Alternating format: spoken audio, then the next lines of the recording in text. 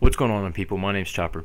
Now, I wanted to talk a little bit about Black Ops 3, and more specifically, I just wanted to do a complete review of everything that we have right now. I'm not getting paid to do this, I'm not going to sugarcoat everything and only focus on the positives. No, I'm actually going to go a little bit more in depth with it today and talk about both the things that I do like about Black Ops 3 and also some things that I don't like, because Black Ops 3, of course, is not going to be a perfect game.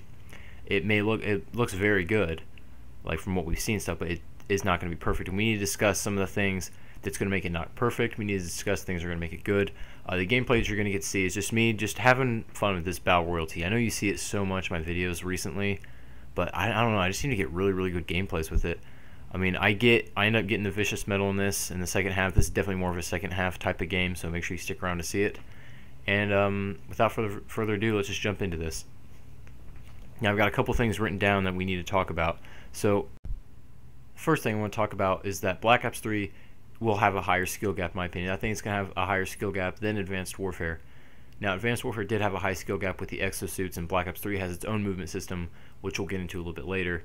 But including the new movement system, the gunplay, and I've always felt like in Black Ops games, the gunplay and the recoil, the skill that you need for guns, has always been higher in those games. I felt like you had a little bit more recoil, you need to be able to control your weapon a little bit better, which I'm all for.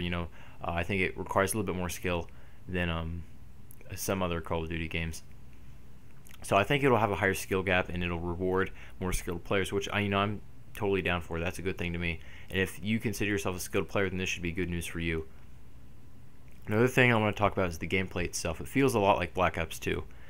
And I know a lot of people's favorites is Black Ops 2. Not everybody. Some people didn't like Black Ops 2. I've talked to a few people who said that was the worst Call of Duty ever. They hated it.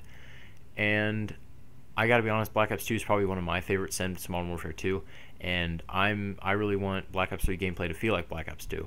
That's just my opinion. Let me know what you guys think of that. But yes, the Black Ops 3 gameplay does feel a lot like Black Ops 2.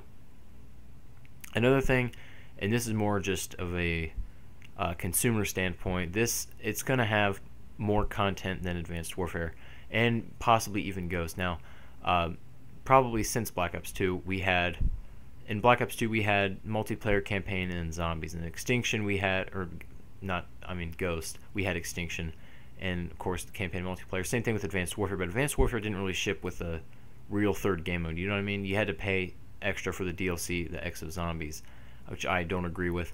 But just by that alone, that Black Ops 3 is going to have more content than its previous Call of Duties. I would argue that it has more than Ghost, but we'll have to find out till we actually get the game.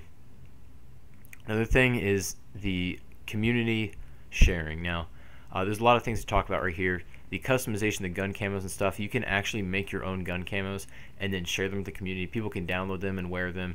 You can download other people's and use them. It's a really cool way to share unique camos. Creative people can make sweet stuff for everybody to use. I'm going to be making maybe a few camos. You guys can pick up mine. I'll pick up some of yours if they look really sweet, and if you recommend them to me, I'll be sure to check them out. I think that's really cool. It's a really cool feature.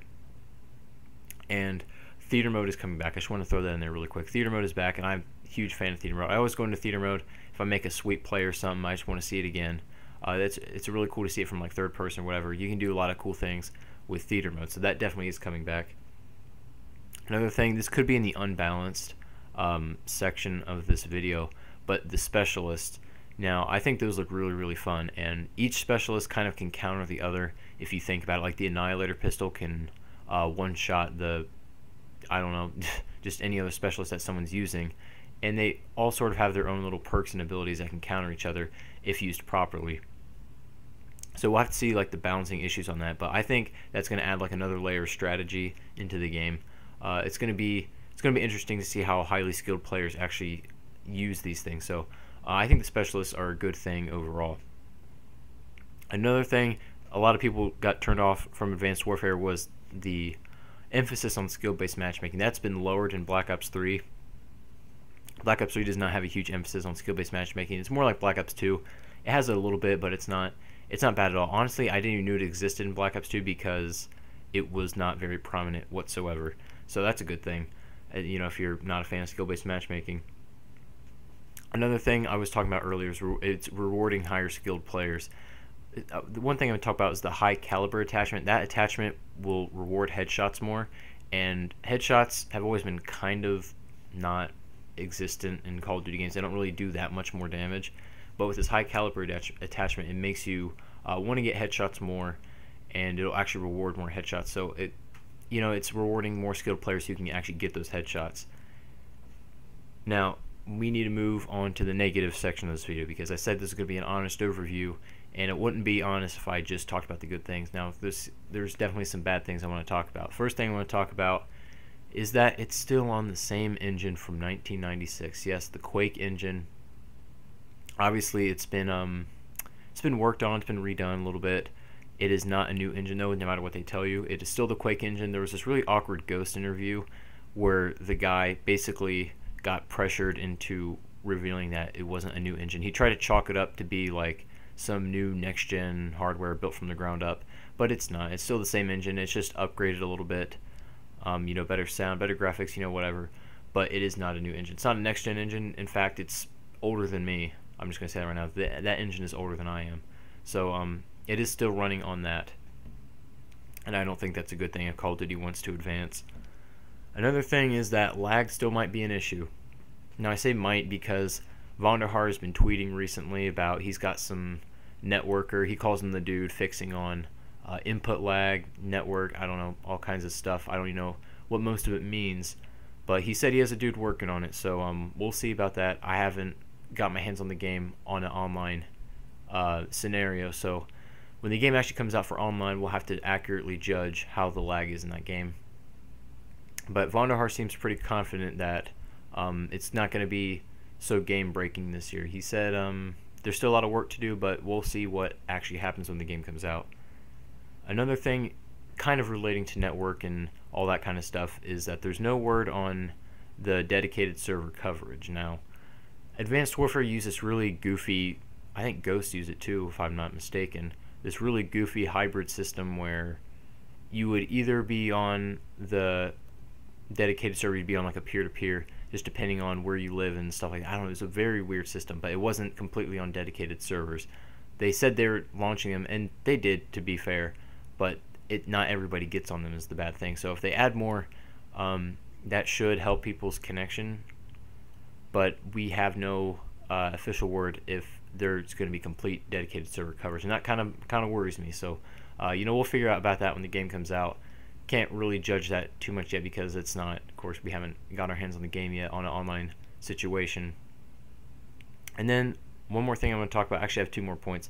One thing is that it's going to be ported back to the old gen. I was really hoping that this would be the last, or Advanced Warfare would have been the last port of a Call of Duty game over to the last gen. I'm not trying to make fun of you, or this isn't a slap in the face to old gen owners who can't upgrade, because I understand that that's not a problem. If you don't have the money right now, you don't need to worry about that. It's not a bad thing. But I just thought that Call of Duty needs to move on from the old gen. It's been a good Ghost. Okay, Ghost is on the new gen and old gen.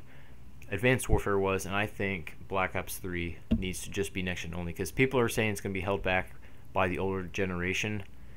They said it's not. They said like the next gen can handle 4 on the campaign, while the old can only handle 2, but that doesn't seem significant enough to me. So unless it make any significant changes, then I feel like it's still holding it back. Bigger maps and stuff, we could have had those if it was just on next gen, but I don't think we're going to be seeing those. So of course, I think the next Call of Duty game, if it is not next gen only, then there is a problem. People are not upgrading fast enough, so we'll just have to see how that plays out in the future.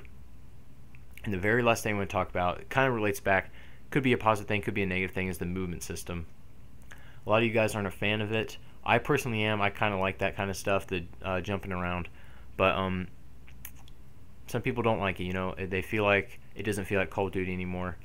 Let me know what you guys think of that. So if you guys think I missed anything, or if you disagree with anything, please let me know in the comment section down below. I'm going to read them. That's what the comments are for. Thank you guys for watching, and I will see you guys on another video.